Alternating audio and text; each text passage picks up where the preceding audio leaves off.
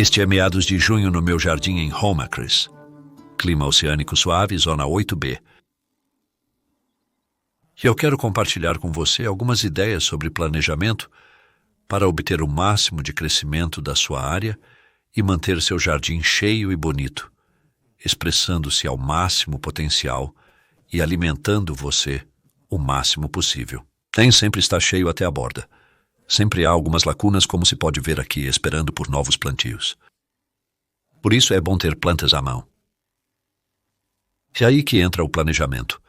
Mas não se preocupe em fazer um plano rígido. Vamos olhar para a rotação mais adiante neste vídeo, pois esse é outro problema potencial, mas é realmente mais fácil do que você pode imaginar. Então,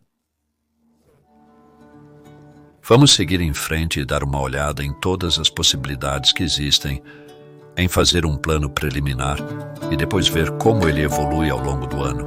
Com as semeaduras, muito disso é sobre estar realmente claro sobre os tempos, qual é o melhor momento para semear todos os diferentes vegetais. Todos eles crescerão muito melhor se você conseguir plantá-los no melhor momento respectivo. E há uma linha do tempo de semeadura no meu site, para a qual eu coloquei um link na descrição e você pode vê-la mês a mês se quiser apenas dar uma olhada. Isso lhe dará uma ideia para começar. E então aqui eu tenho alguns exemplos de semeadura de verão. Algumas sementes, como ervilhas, são melhores quando semeadas na primavera. No momento, as ervilhas estão fantásticas, florescendo e produzindo. Dá semeadura no início da primavera e eu não semeio ervilhas agora, porque elas não crescem nada parecido no outono. Então elas são muito mais um vegetal para serem semeadas na primavera e não no verão. Então você tem outra categoria de vegetais que você pode semear em ambos, como a beterraba. A beterraba funciona bem tanto na semeadura de primavera quanto na colheita em junho e julho. E então também semear em junho para colher no outono e até mesmo armazenar durante o inverno. E então há uma terceira categoria que eu não semearia de todo na primavera e apenas semearia no verão. Isso são coisas como, digamos, repolho chinês ou brócolis de certos tipos, como brócolis roxo para passar o inverno. Até mesmo rúcula eu não semeio na primavera, mas sim no verão devido a problemas com pragas. Semear certos vegetais em momentos específicos promove um crescimento mais saudável, sendo esse outro motivo importante para o planejamento do plantio. Então, apenas exemplos do que está acontecendo aqui. E também maneiras de como você pode fazer isso.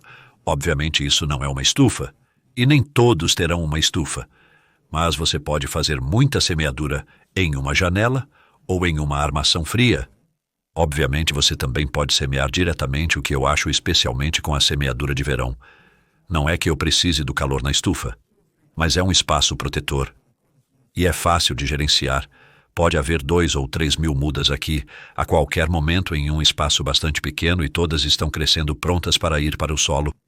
Quando as primeiras plantações terminaram sua colheita, então, assim que as ervilhas terminam, nós apenas as cortamos ao nível do solo e colocamos a próxima plantação, seja alho poró, repolho, couve ou uma semeadura de cenouras. Por exemplo, aqui eu tenho uma bandeja de sementes cheia principalmente de brássicas de outono e inverno, como brócolis roxo e chicórias e endívias e couve-flor romanesco. Isso é algo realmente bom para semear em junho. Funciona muito melhor do que semear na primavera. Esta bandeja de módulos é semeada várias vezes, com 4 beterrabas em cada célula. Então, potencialmente, temos 160 beterrabas nesse espaço, que podemos plantar em algum momento no início de julho, em cerca de 3 semanas. Essas pequenas mudas são de aipo que nós transplantamos ontem. Então, às vezes é semear diretamente em módulos, às vezes é transplantar. Confira meu vídeo sobre propagação. Novamente, há um link na introdução. Eles estarão prontos em 3 ou 4 semanas. Em termos de planejamento e sucessão, ainda não tenho certeza de onde vou plantá-los. Isso é um tipo de plantio. Descubro que posso colocá-los entre as coisas. Vamos dar uma olhada nisso também em um minuto. encontrando espaço. Isso é alface. Tenho bastante aqui, pois meu principal negócio é vender sacolas de salada. Esta é somente a minha segunda semeadura do ano, em junho. Eu faço uma semeadura em março, uma em junho, uma em meados de julho e uma em setembro, 4 no total. Então, esses foram retirados de uma bandeja de sementes e estarão prontos em 2 ou 3 semanas. Estes são mais brássicas, que são nabos suecos. Eu considero o começo de junho ideal para plantar nabos suecos. Eu semeei 2 ou 3 em uma célula e os desbastei, retirei o mais fraco para deixar um por célula. Fiz isso ontem. Então esses nabos suecos estarão prontos para o plantio depois, por exemplo, ervilhas, favas, cenouras e beterrabas precoces. Muitas coisas poderiam ter precedido esses nabos suecos. Da mesma forma, feijões franceses, que esses avançaram um pouco agora. Eles foram semeados 2 semanas atrás e poderiam entrar agora ou poderiam esperar mais uma semana ou mais. Há um pouco de flexibilidade no tempo de plantio nesse estágio, enquanto que quando você obtém plantas desse tamanho, essas apreciariam entrar no solo agora, couve, cavolo, nero. Então elas foram semeadas 1 mês atrás, transplantadas para esses módulos, e serão plantadas no solo amanhã, na verdade. Vamos colocar essas depois de limpar um pouco de espinafre precoce. Então é bom ter essa ideia de plano, pelo menos você tem uma ideia aproximada de quando você semeia seu espinafre.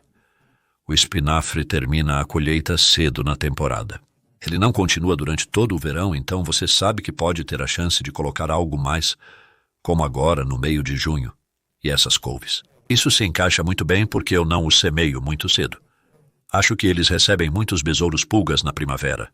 Eu realmente não quero comer couve, especialmente no verão, quando há tantas outras coisas, quero dizer. Esse é outro fator, você sabe o que você quer comer. E quando, então, isso é mais para a colheita de outono? E também durante o inverno essas plantas podem resistir ao inverno, então plantá-las agora em junho se encaixa muito bem com isso como uma segunda safra. E podemos entender melhor isso dando uma olhada na cama logo ali com todas as diferentes culturas. Esta cama tem aproximadamente 1,2 por 2 metros, 4 pés por 7,5, e está cultivando uma boa variedade de vegetais e bastante deles, como você pode ver. Então as ervilhas nesta extremidade, por exemplo, nós temos colhido para brotos, na verdade. Isso continuará por mais 2 ou 3 semanas. Então eu vou cortá-los e plantar alhos poró lá. Já tenho mudas de alho poró prontas. Não se pode decidir plantar alho poró de repente em pleno verão. Eles devem ter sido semeados em abril. Para estarem prontos como mudas no verão, os alhos poró são muito flexíveis como uma cultura de segmento. E então temos as cenouras aqui. Então elas foram semeadas no meio de março e estão produzindo bem agora. Elas são nanti precoces. Então afinaremos e faremos colheitas aos poucos. Eu vou segui-las com um plantio de beterrabas. Digamos que algumas das beterrabas que estou semeando no momento irão para lá em julho. E então aqui já temos a 3ª safra do ano nesta pequena área, porque isso era espinafre durante o inverno.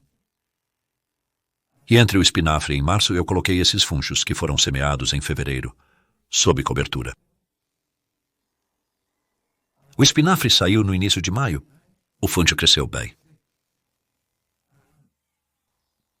Plantei essas plantas de feijão francês há 10 dias. Então eu estou sobrepondo, e isso é chamado de interplantio ou intersemeadura, que é uma maneira de obter mais de um pequeno espaço em um determinado período de tempo. Quando as plantas são pequenas, elas não precisam de muito espaço e luz para começar. Na verdade, pode até ser benéfico para pequenas mudas terem o que são chamadas de plantas-mãe ou enfermeiras ao redor delas. Curiosamente, costuma-se dizer que outras plantas não gostam de funcho. Eu continuo vendo isso.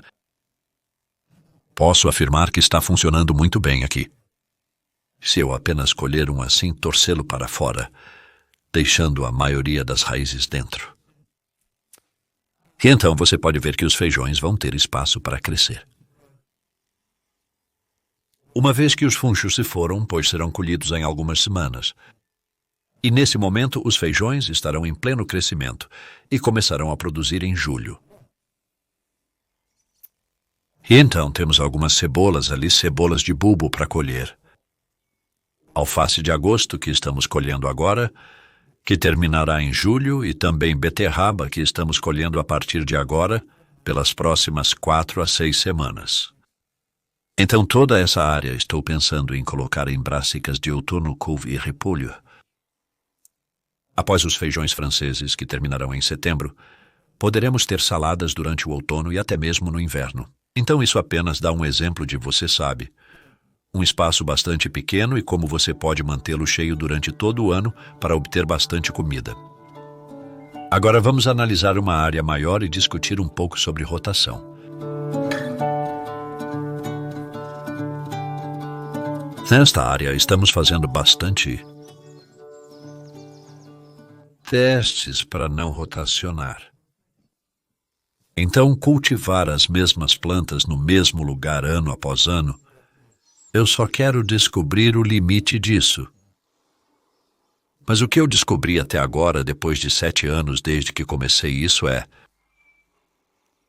que você pode repetir a colheita do mesmo vegetal se é isso que você quer fazer. E se dizem que só tem uma coisa que você quer cultivar aqui ou não tem muito espaço e poucas coisas que deseja plantar. Então, apenas para lhe dar exemplos de como está se desenvolvendo aqui, e também a parte do planejamento de que você segue com o quê. Por exemplo, na primeira cama adiante, nós acabamos de plantar feijões trepadores, borlotes e feijões corredores. E mesmo agora, ainda há algumas das alfaces que estavam sendo colhidas lá durante o inverno, havia alface e outras saladas. As 2 colheitas anuais ali são saladas de inverno, plantadas em outubro a partir da semeadura de setembro. Eles entram quando os feijões acabam, e os feijões entram em maio quando as saladas terminam. Isso é apenas um bom funcionamento em termos de tempo neste clima. A próxima cama tem abóbora, que é para comer no inverno. São abóboras de inverno curry vermelho. Eles podem terminar em agosto. No ano passado, eles terminaram no final de agosto. Tivemos um verão quente. Isso não acontece todos os anos. Então, neste caso, eu tinha alguns espinafres prontos, então eu os coloquei. E tivemos espinafres lá durante o inverno. Terminamos novamente, final de abril, início de maio. Coloquei a abóbora. Então, às vezes, há um elemento de oportunismo. Se continuassem depois, eu poderia plantar mostarda de outono, por exemplo. Este canteiro de favas é o 5º ano consecutivo que cultivo favas neste espaço. Na verdade, eu tenho que dizer, isso é praticamente o melhor até agora. É uma semente segura para casa, o que ajuda, pois você tem sementes e plantas já acostumadas com o solo e o clima local. E já colhemos 20 quilos de vagens desta área, que vai terminar amanhã, na verdade. Vamos fazer uma última colheita. Estou vendendo bastante. Vamos plantar os repolhos que já preparei. Então, são 2 colheitas por ano. Então, há um pequeno elemento de não rotação ali, se quiser. Mas são favas, repolho todos os anos, por enquanto. 5 anos. Este é o 5º ano seguido com batatas. Novamente, como primeira safra, eles são. A variedade Charlotte, segunda precoce, está com boa aparência e termina no início a meados de julho. Vou plantar as mudas de alho poró depois das batatas. Então é batatas, alho poró, repetir. Até agora tudo bem. A alface está sendo colhida agora. Já tivemos mais de 30 quilos de alface dessa faixa e estamos retirando as folhas externas. Eles seguirão com a colheita até meados de julho. Antes de terminarem, vou intercalar chicórias para corações de radíquio, que na verdade são da mesma família de plantas. Funcionou muito bem no ano passado. Vou tentar novamente. Essas são as 2 culturas ali. E finalmente o espinafre que eu mencionei mais cedo, cuja colheita final faremos amanhã. Está começando a florescer agora. Vamos apenas retirar todas as folhas que estão boas. Arrancamos as plantas para a pilha de compostagem. E então os alhos poró, o couve que estão prontos, irão para onde o espinafre está agora. Então são apenas exemplos de segunda colheita e Não cavar torna tudo muito mais fácil porque você não tem a preparação do solo. O solo está sempre pronto para receber as plantas. Retire as antigas com uma torção e coloque as novas. Divirta-se com isso.